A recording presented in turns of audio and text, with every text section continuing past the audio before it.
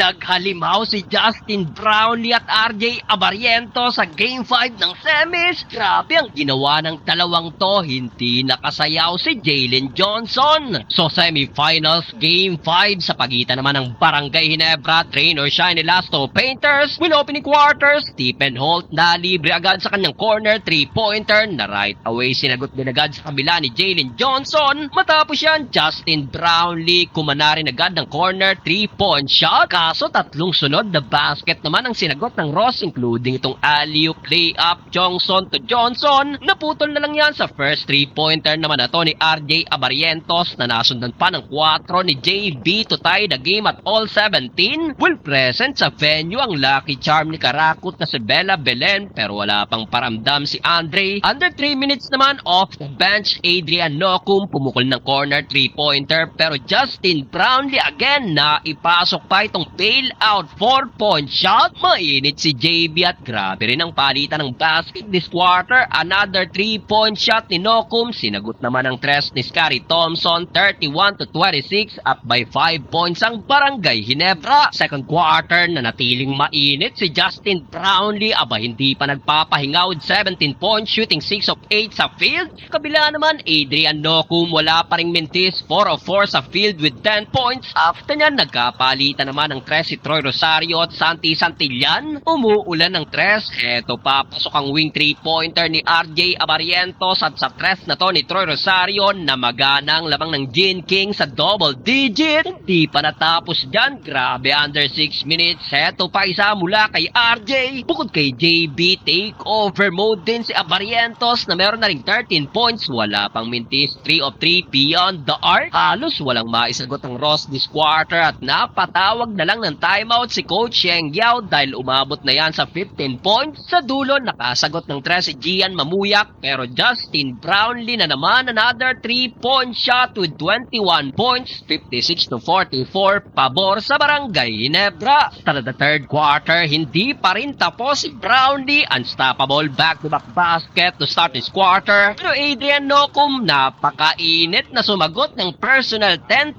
run including itong end 1. Grabe si Nocum at dahil dyan natunaw na ang lamang ng Gene King sa apat, 63-59. Nabasag na lang yan dahil kay RJ Abarientos pero Nocum na naman end 1. Napakalumbaba na si Coach Tim Cone. Yun nga lang pag-upo ni Nocum, RJ Abarientos at Nards Pinto sumagot ng back-to-back basket at under 2-minute mark. Sa tres na to ni Jeremiah Grave, balik ulit sa double digit ang lamang ng Ginebra. Matapos yan, JB another bailout shot. Kaso sinagot agad dyan ang tres ni Josh David. Last 2 seconds, RJ Abarientos abay nakabitiw pa ng 4 buzzer beater, 83-71, pabor pa rin sa Barangay Ginebra. Fourth and final quarter, Kaylan Johnson pumukol agad ng wing 3-point shot. Problema pa ng Ginebra, dito nasok agad ni Scottie Thompson ng kanyang 5th personal foul. Pero no problem para sa Ginebra, to the rescue na naman si JB with 32 points na nasundan pa ng back-to-back basket ni RJ. Sa dyan may kasama pang foul with 25